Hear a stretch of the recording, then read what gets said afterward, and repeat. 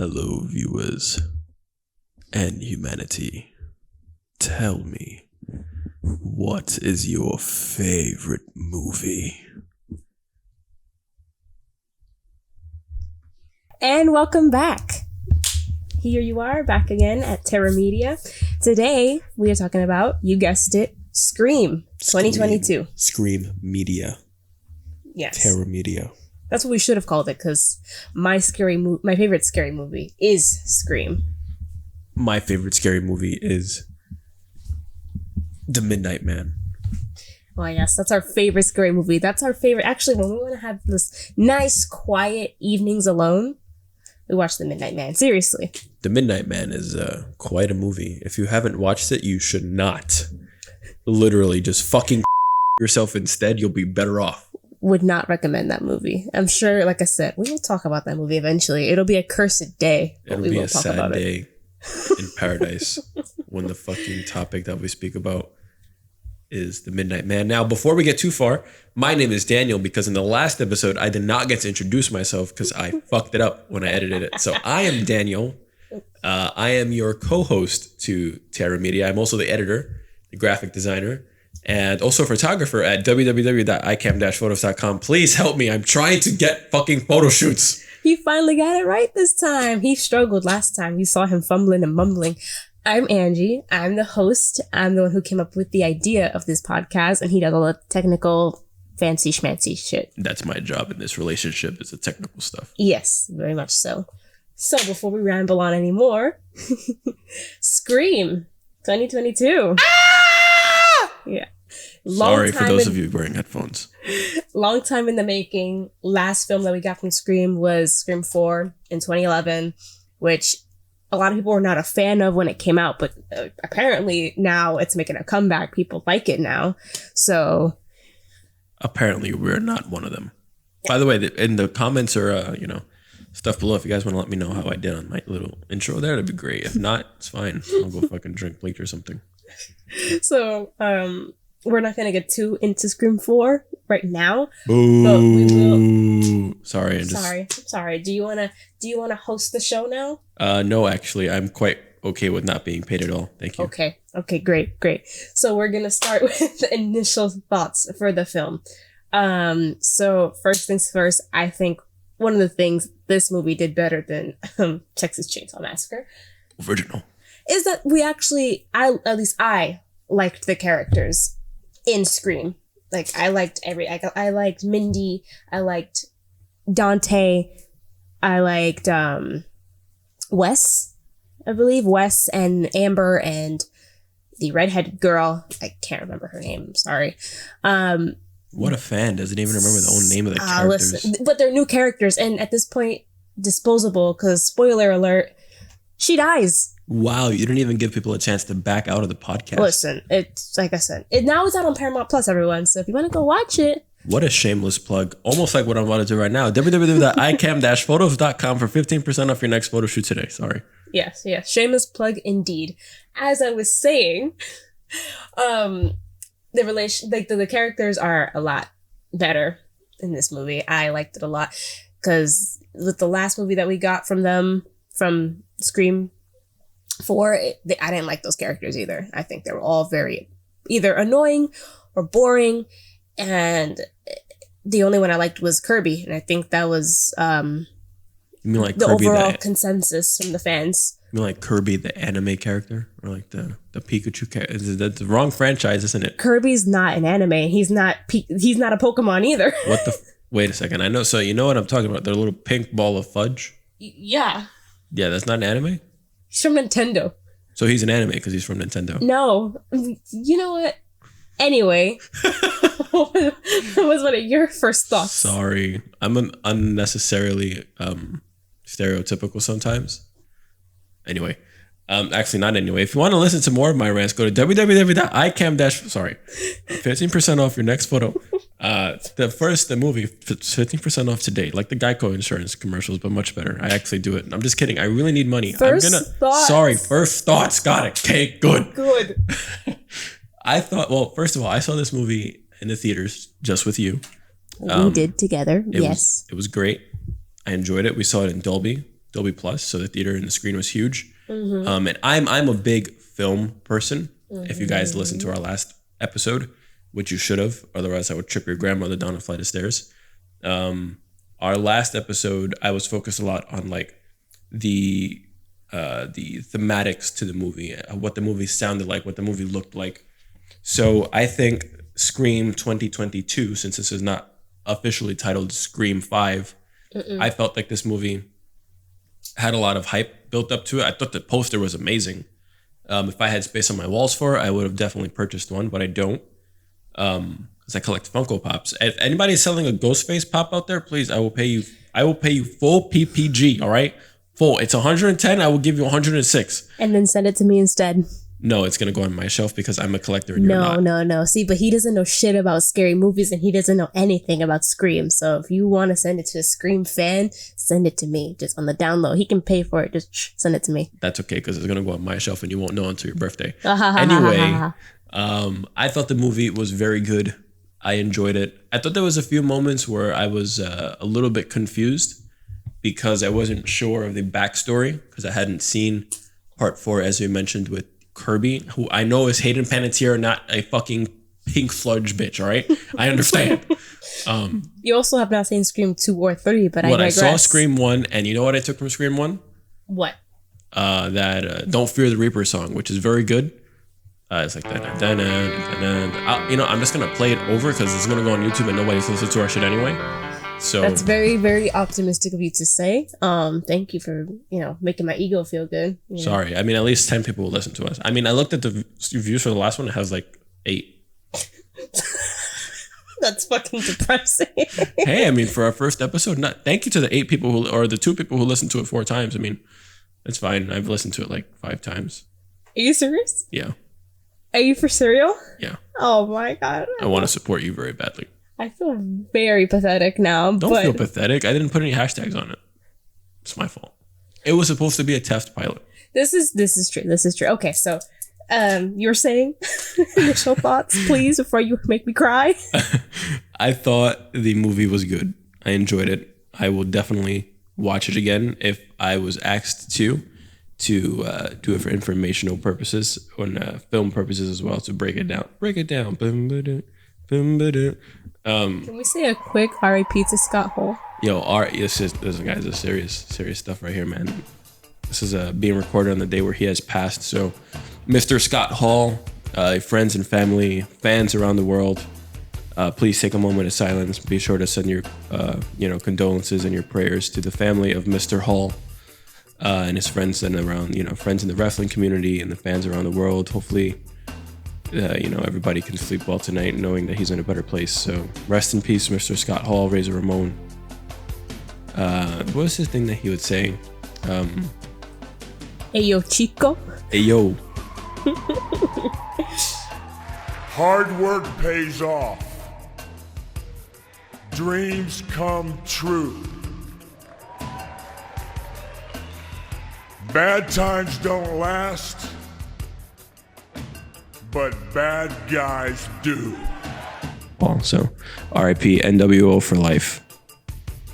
We made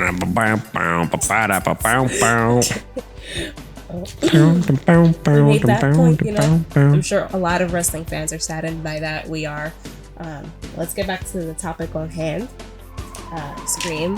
One more thought that I had is I liked the relationship between the characters. You could tell right off the bat. It was clear as soon as you saw them what the relationships were. So when Sam got the call, okay, sibling, she cares, she gives a shit, Can't relate.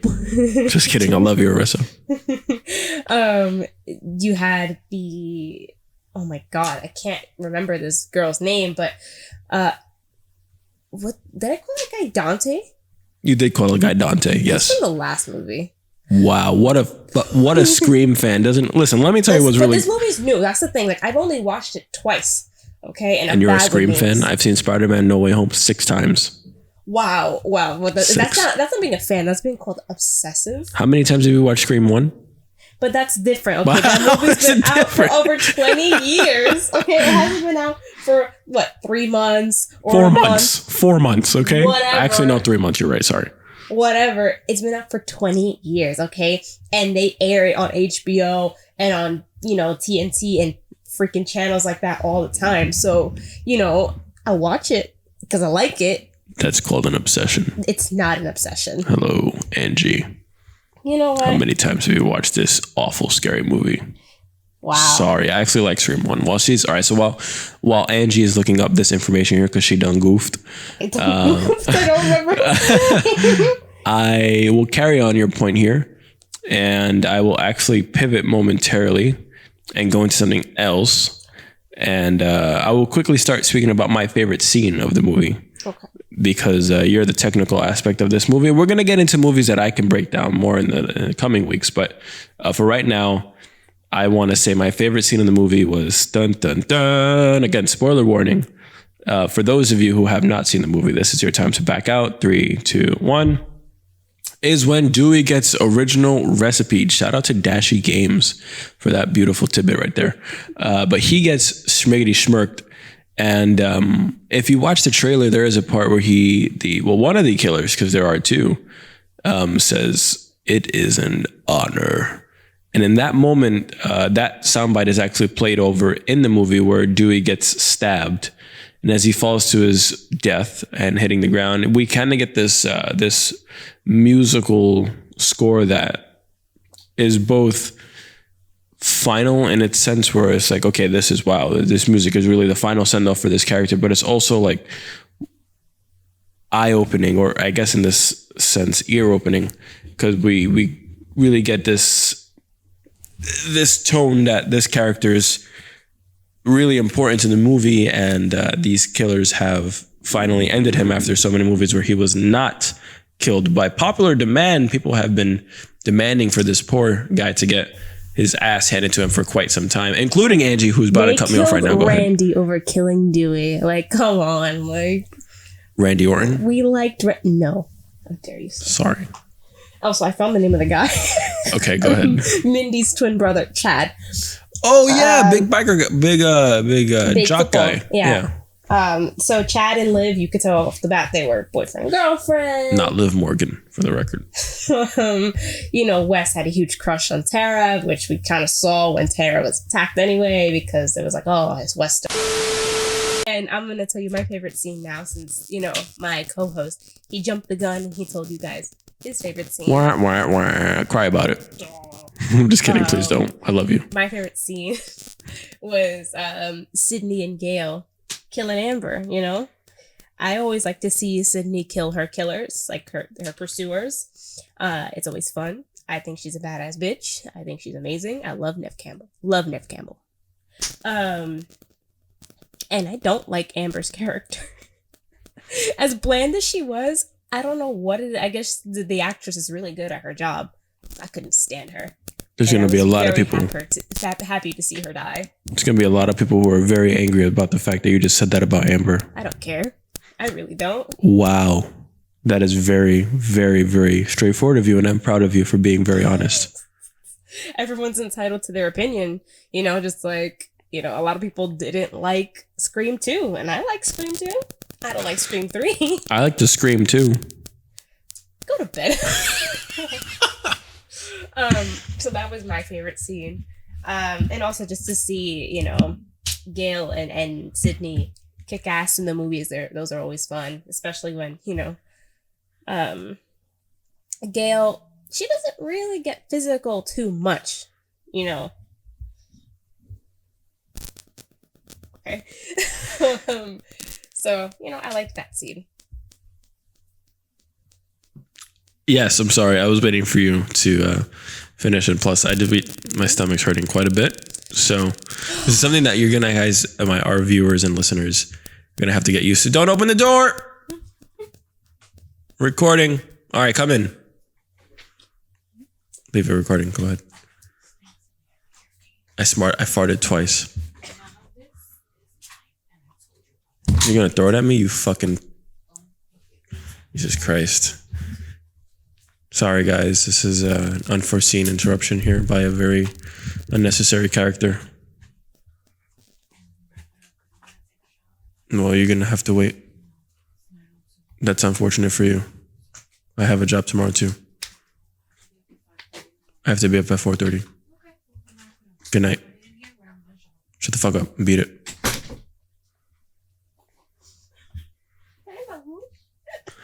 Anyway, we're going to bleep that out. We're going to start fresh in 3, 2. What was the next one we're going to talk about?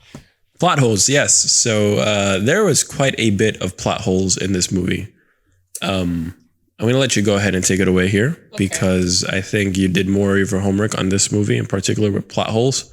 I'm going to talk more about the Easter eggs. So one of the big ones, one of the issues I had with the movie was, when Sydney came in and made her big heroic entrance into what was formerly Stu Macher's house. She was shooting, a bullet through each door to find this killer. It was really dramatic and heroic of her. And, she shoots one of the doors upstairs, which Richie was hiding in. And he gets shot in the leg. And he's like, oh, you shot me. And when he's first going down the stairs, when her and Amber go over the railing, he's limping, right? And Correct. Like, oh, you shot me in the leg. But then later on, when he's holding Sam and Sydney hostage, and then, they look for Tara, and Sam and him have a little scuffle, and she runs away. He's walking like it's nobody's business. Like he wasn't just shot like 10 minutes ago. Like and he's walking up the stairs, and then he's running after Sam down the stairs. He takes a huge tumble down the stairs, and he doesn't feel a damn thing. And I'm like, what happened to his gunshot wound? So do you think this is a situation where adrenaline would kick in and kind of overpower the character? Or do you think this is just straightforward and inconsistency in the part of the presentation of this character who was just shot in the leg? I think it was inconsistency, because if adrenaline was the excuse, then I think Sydney should have also had adrenaline. And I think Sam should have also had adrenaline because, they were both stabbed in similar areas, but he was shot, in his Shout out leg, to them. and there's a lot of arteries there, right? So he should be in pain, a lot of pain. I'd imagine he was in pain, but I do want to make mention to the fact that Sydney fell over a flight of staircases. She fell off a staircase. Yeah. At least from what it looks like, if I had to preliminarily guess, I haven't seen the measurements of the house, but at least a 15-foot fall, and was able to get up without any broken ribs or bones. So I believe there might be a point of adrenaline that is going through all of these characters, which could be possible. But being shot in the leg is much different from falling over a railing, because being shot in the leg, I mean, you're literally putting a hole in some of your vital muscles and your arteries. It's most likely that you'll bleed out after being shot in the leg. So yeah, just like Gail, she was shot in her side and she was bleeding and she was in pain and sweating and she was pale, I would expect the same thing from him. I don't think being evil excludes you from bleeding. This is very true. I think if you're good, bad, evil, or something in between, we all bleed. Another one is we don't know who the hell Sam and Tara's mom is. There's not one name drop in this movie at all. I don't know if we're gonna see her in the next movie, but I feel like, I'm not gonna lie, they're going to do something really lazy and we're never going to see that mom's face. We're not even going to get her name because they don't know who that girl's going to be, because apparently she slept with Billy in high school, and the only teenagers we saw in high school with Sydney were Billy, Stu, Tatum, Randy, and herself. And also, obviously Casey Becker, but she died right off the bat. So, pretty much anyone who they make the mother of those two is going to be irrelevant. So it's a plot hole, and it's kind of Plus, we only, at the beginning of the movie, we get a dialogue between what we assume would be Richie and Tara, where Richie says that he is in a class, obviously lying, but he's in a class with Tara's mother. It wasn't a class. It was a an AA thing. Yeah, like an Alcoholics Anonymous class meeting, but the killer, who was again either Richie or Tara, made mention. Yeah, I'm sorry, Richie or Amber made mention to the fact that the mother spoke a lot about Tara. So I think that was interesting too. Like they went as far as to mention the mother in the beginning, but then sporadically drop name hints like, oh yeah, we're going to talk to mom, or I'm going to tell mom, or telling mom where we're going. But we never actually find out who mom is, nor do we get her name, to your point. Can I also mention, like, how is, like, they mentioned that her mom was a drunk, right? How was her mom a drunk and she was going on business trips? This is a very good Paris. point. Maybe on the flight, they were like, oh shit, you're going to be in the next Scream movie. We're going to let you go. That doesn't really make sense to me. Like, usually when someone has a known alcohol issue, they don't get sent, you know, on business trips. They don't really trust you, because if the whole town knows that she's an alcoholic, why would her company or whoever employs her send her on that type of business trip? Somebody should tell Jeff Hardy that. I'm just kidding. I love Jeff Hardy. I understand. I mean, alcoholics and people who are not alcoholics, or people who are struggling, you know, don't mean to offend. But yeah, you make a good point there about you shouldn't be able to travel and go on business trips if you are in that category where you are in a, you know, not a no-fly group, but we've fallen off the course. I'm sorry. Yeah. And then the last one I had was Scream 4 is not really directly mentioned. Correct. We just got the two characters. Well, not even the two characters. We got a cameo from Kirby, and if it's a blink and you miss it type of thing, as you say. Right. So she was like in the thumbnail of a YouTube video, and that's all we saw from Kirby. And then you had, you know, Sheriff Hicks, who was in Scream 4 as well, but like she got killed. So they like pretty much erased anything that had to do with Scream 4. Right. Because I don't think Hayden Panettiere is going to make an appearance. It'd be nice if she was the protagonist of the next one instead of This is true. Gale, but Yeah. I don't think it's going to happen. So pretty much anything that has to do with Scream 4 is kaput. Yeah, there was definitely a lot of Easter eggs in this movie to prior films. The director, or you know, one of the creators of the character, Wes Craven as well. Obviously, we have a character named after Wes. We have his name is just Wes, played by I forget his name in real life, but Clay from 13 Reasons Why. Isn't it like Dylan something? Oh yeah, Dylan Meunier or Meunier, whatever his name is. Monet, Dylan. All right, Dylan. We have callbacks to that. We have Easter eggs that go to obviously the phone call in the beginning of the movie, where we have the "Hello, Tara." You know, we have that iconic voice, and I believe there was one other Easter egg that we saw in the movie that was something that called out to me really nicely, and that was the blade that is used by each screen or each ghost face. It's always the same blade.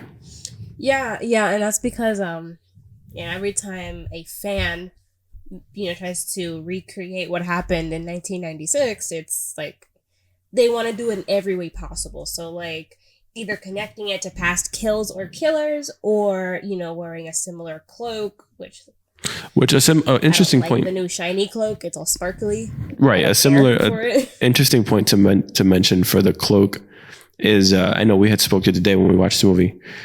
In the comments, or just to yourselves now, I want you to think who or which movie had the best Ghostface cloak, the original one or the new one? Sound off. Unless we're crazy and it's been the same cloak the whole time and we're just kind of bugging. We're confusing it with the stab cloak. I believe it is different because the first one has more of a pointy figures. Yeah, like pointy parts. Pointy point. SpongeBob reference. You gotta be kidding me. We can cut that after the pointy point.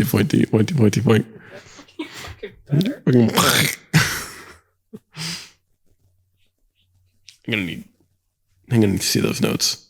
You gonna see the note? Well, I think we hit the plot holes. We hit the questions. We just have to go to, we compare it to the original as well, right? Another plot hole.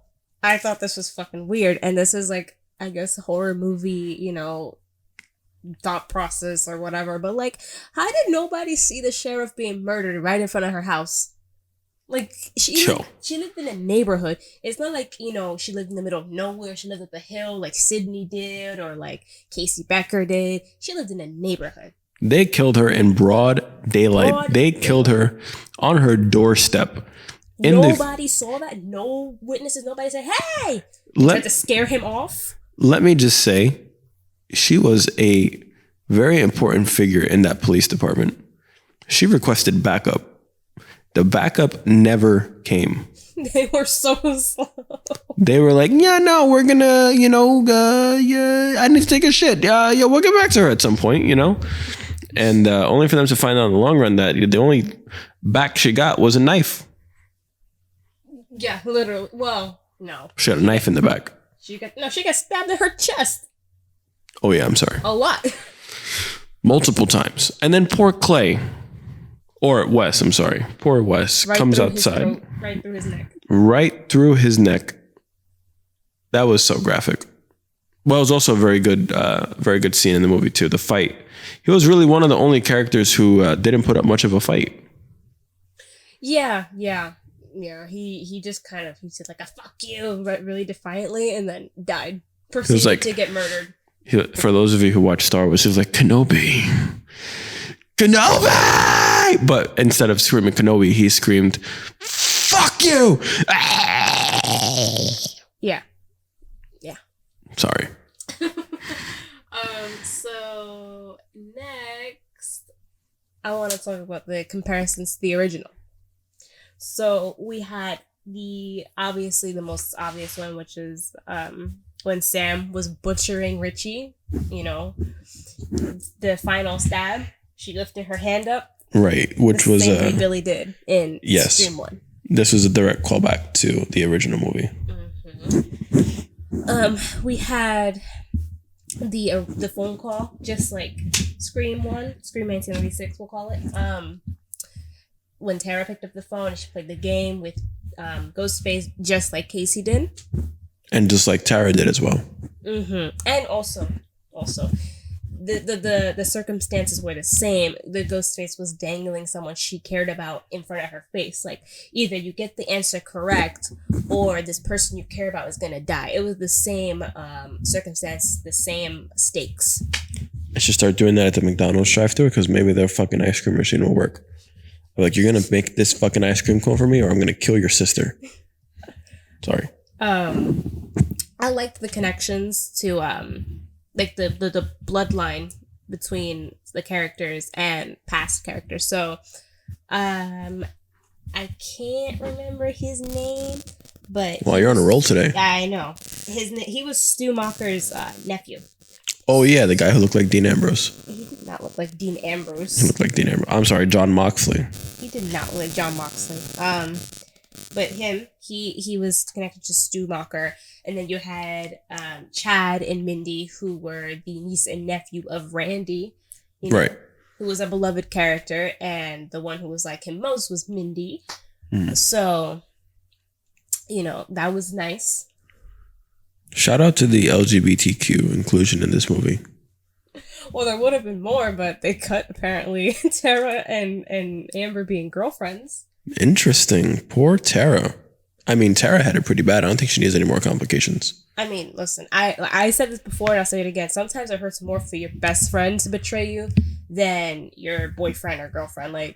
And that was, from what we saw, her best friend, because she even had an extra inhaler in that girl's house. Right. Yeah, that's pretty rough when something like that happens to a character. And I mean, for somebody who went through so much too, gets stabbed, gets traumatized in a hospital, sees people die in front of her, it's pretty fucked up.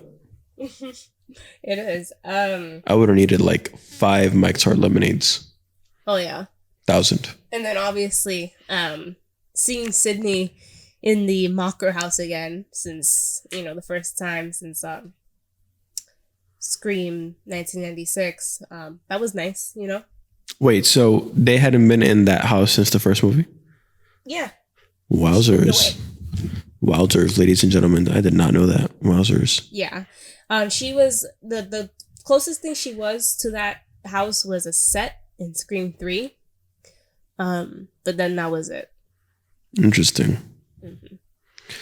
Okay, well, I think we've covered quite a bit of content for this, but of course, one of the most iconic things we have to do here before we actually get to the iconic thing is I want to ask you, is there anything else you'd like to add about Scream 2022? I think it's fucked up. They named a character after Wes Craven and then they proceeded to kill him. RIP once again to Dylan Clay, 13 Reasons Why. Kenobi.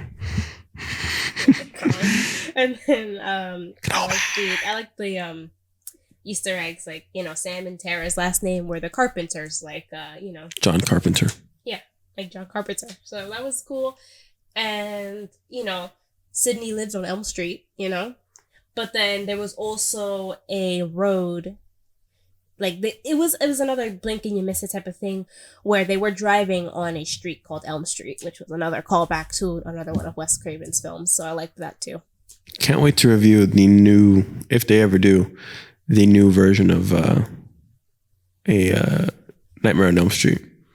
That'd be cool. I don't think they're gonna touch that because I don't know who it belongs to. I think it belongs to me. Last time I checked. I'm just kidding. I believe. Actually, I don't want to falsely give out information. I'm not sure what that belongs to either.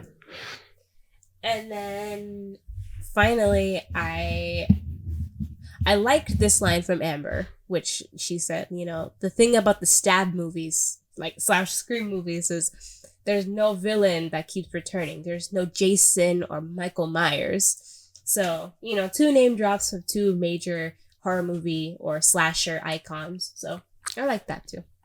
Who do you think would win in a fight if Ghostface went against somebody like Jason? Why are you asking me that question if Ghostface is always human?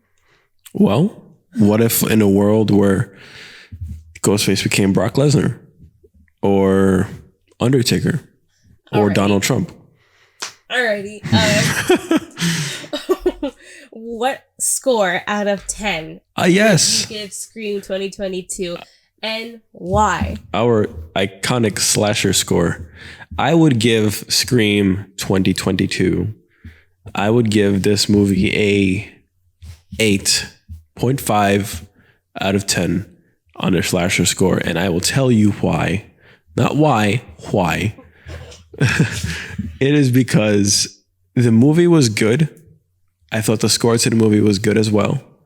But just for me, as a learning horror expert, I kind of wanted more from it.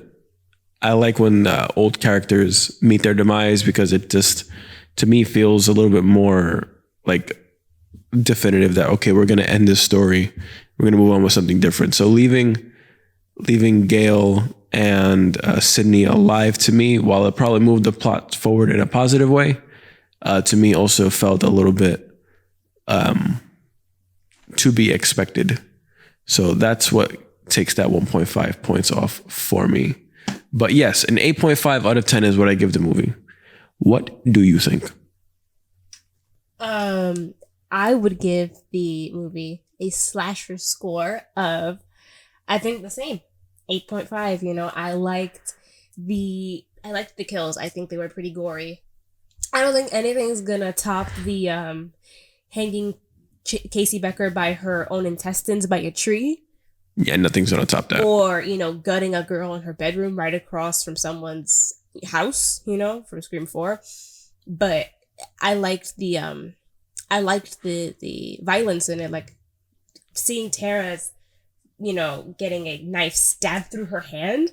That's pretty fucking graphic. And the way that Wes died was pretty bad. So the kills were fun. I liked that. I liked the new characters. I think the new set of people, the new set of survivors, I should say, are pretty good, you know. It's nice to have new Randys. I say Randys. New because they're Randys. twins. Right. I like Tara. I think Tara would be a great Scream Queen. I think she's on her way there already. Right. I don't know the name of the actress. Insert actor name on the screen. Yeah. No. But I think she would be a very good Scream Queen, and I love seeing Neve Campbell. Like, it's always great to have her back. She is and was the Scream Queen for the 90s and 2000s, you know? Mm-hmm. One of the things I didn't like, I'm not going to say I didn't like Dewey dying, because I think that was fine. That didn't affect it for me at all. Like, one of the OGs has to die, you know? Should have been Sydney. It should not have been Sydney. Because we are not Halloween here. Boo. Kill the fucking old lady. No. How dare you, sir? But I guess I didn't really care for the killers at the end. You know, it being Richie and Amber. It's like, I saw Richie coming, Amber, whatever, you know. I honestly thought it was going to be the what was the name of this guy's sister? Mindy? Mindy. I thought it was going to be Mindy. It would have made sense. It would check out.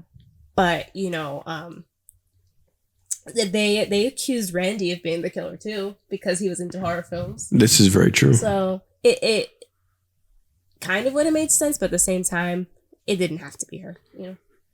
But, you know, I liked the film. Do I think that Sydney and Gail need to come back for part 6? No. I think their story's over. They killed Dewey, which means Gail should move on and leave Woodsboro forever. This is There's true. Nothing else there for her. Nothing. Like, the man that she cared about more than anything is gone, so she don't need to go back there. And Sydney has her own family, and whatever happens in Woodsboro no longer affects her. So if there's one person maybe they should bring back and make the new, you know, it girl, so to speak, for Scream, it should be Kirby. But we'll see. I'm excited for this new one. And if Neve Campbell's in it, that means the script's good. And I mean, hey, I love Neve Campbell. So. I think if Neve Campbell was to hear this podcast, which would be absolutely amazing, I believe she would personally sign a pop from one of her other franchises, because they don't have any pops of her. I love you, Campbell. Yes, she loves Neve Campbell. Let's go ahead and let's get Angie. Let's get her to meet Neve Campbell so that we can all rest happily at night. And then on top of that, we'll have Neve Campbell push Becky Lynch off a flight of stairs. You want to know something? Tell me what your favorite scary movie is. Tell me it's WrestleMania 35. 1996. Wow, boo. Shameless plug for fucking Scream Part 1. Very good, very good. Well, I think we did a great episode. Yeah. And I definitely enjoy listening to you. Oh, we have another point here. Go ahead. Real quick, since you asked me, I'm going to throw it back at you. What's your favorite scary movie? Honestly, I want to say my favorite scary movie of all time has to be... I would like to say the Conjuring franchise. I think that franchise is pretty good.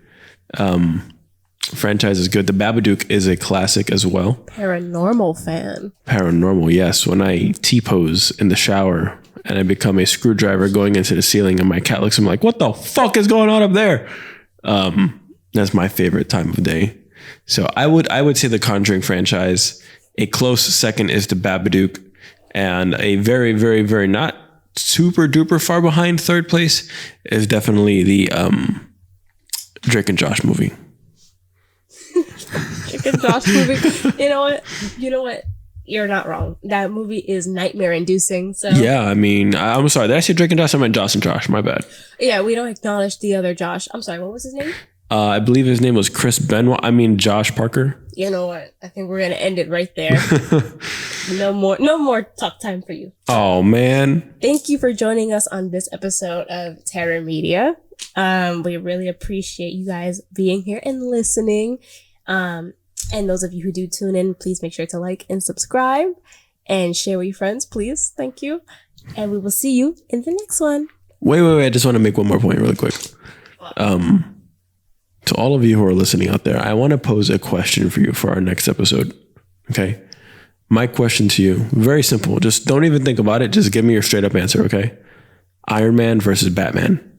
who would win. My God. Okay. Iron Man. You who say Iron Man, y'all are fucking fanboys. Hey, listen, man. My dad said Iron Man, okay? Yeah, but what did he say in specific? Iron Man with the suit. Iron Man with the suit. So Iron Man's just the fucking suit? Hey, listen, all right? You're waking my cat up, okay? Listen, Iron Man versus Batman. In the comments, go now. Go ahead, do it, okay? I'm waiting. You should be clicking. Why are you not clicking? What are you doing with your life? We should probably do a superhero battle thing. You know what? No, we're not going to. You know, no, we should do a superhero battle. That'd be great. I would win. There's already way too many channels about that, so we'll make another one. But what we'll be different. Well, yes, you can. What you want? We'll be different. You want to know how we're going to be different? Because while you lay there, I want you to listen to me. Good night.